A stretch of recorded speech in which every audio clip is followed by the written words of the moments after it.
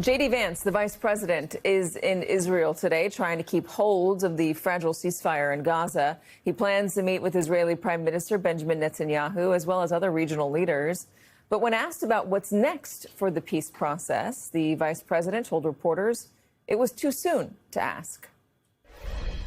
Remember, this peace deal was struck under the president's leadership literally a week ago. The hostages were returned, 6 days ago, 5 days ago? So we're in the phase now where we're actually starting to conceptualize what that international security force would look like. I think it's important for Americans to know a couple of things. Number one, there are not going to be American boots on the ground in Gaza. The President of the United States has made that very clear. All of our military leadership has made that very clear. What we can do is provide some useful coordination. Joining us now, Senior Fellow for Middle East and Africa Studies at the Council on Foreign Relations, Stephen Cook. Stephen, really good to have you in person. Thanks. All right, so J.D. Vance is there. He wants to keep a hold of this, fragile ceasefire. But I think it's interesting that after 2 years of war, he still says it's too soon to really ask and to expect a plan for what's next. Well, I thought the plan was this 20-point plan. Yeah. The problem that I think J.D. Vance and other senior members of the administration are confronting is that there are 20 points, but there are a lot of details that need to be worked out to implement those 20 points.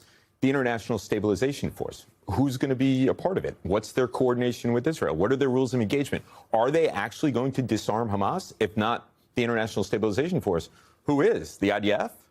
This is all kind of notional stuff. You and I were talking in the break, and you made an interesting point about what we did in Iraq and the mistakes we made, and the ruling Ba'ath Party getting rid of them and saying nobody can be a part of this government any longer, left a big vacuum.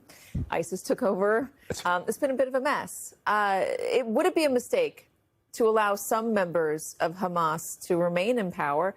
And how do you do that? How do you say that that's an okay thing when the group was responsible for so much death in Israel? Right. I mean, this is analogous to the question of the Ba'ath Party. There was Saddam Hussein and his henchmen, and then there were bureaucrats who had to be part of the Ba'ath Party. Hamas has been in power in Gaza since 2007. There are few bureaucrats in the Gaza Strip who couldn't be affiliated with Hamas. So the question is, at what point are we going to draw a line and say, okay, here were fighters, here were terrorists, here were people who spill blood, and here were people who know how to turn the switches that make the electricity run and the water run? I think it would be a mistake to just wipe out anybody who might have had an affiliation with Hamas. How do you do that vetting, though? Yeah, and that's part of this problem. The Israelis are going to demand that there be no one with Hamas affiliation in this provisional, technocratic, bureaucratic government, but it's going to be really hard to find people in the Gaza Strip who have skills who weren't somehow connected to Hamas. We talk about pressure points, and the pressure points on Netanyahu, one of them being Donald Trump, and the pressure points on Hamas being the region. But what about just the task of cleaning up Gaza? I mean, I was back in Los Angeles a few weeks ago, a few months ago now, and the Palisades, after that fire in January, still no building going on. It's still completely flat. And they've done a good job of clearing out a lot of the debris, but a lot of it's still there as well. Hamas is so much bigger and in such worse shape. How do you clear out all that rubble? Yeah, Gaza, 85% of structures. Sorry, I understand. Excuse me. It has been leveled. And so it is a huge, huge job.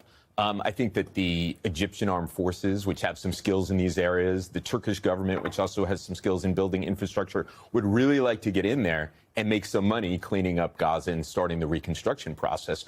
But it's hard to imagine that while there are still Hamas cells firing on Israeli soldiers along that yellow line and the Israelis engaging in airstrikes in response. I mean, I think that's why J.D. Vance is there, is to hold everybody's hand and say we need to move from point 1 to point 2. But so far, it's all been talk. If you get to point 2, are you smooth sailing after that? I don't think so. Each one of these points have all of these complications and all these questions that have not been answered. All right. Stephen Cook, hello to your mother, Mother Cook, Mrs. Cook.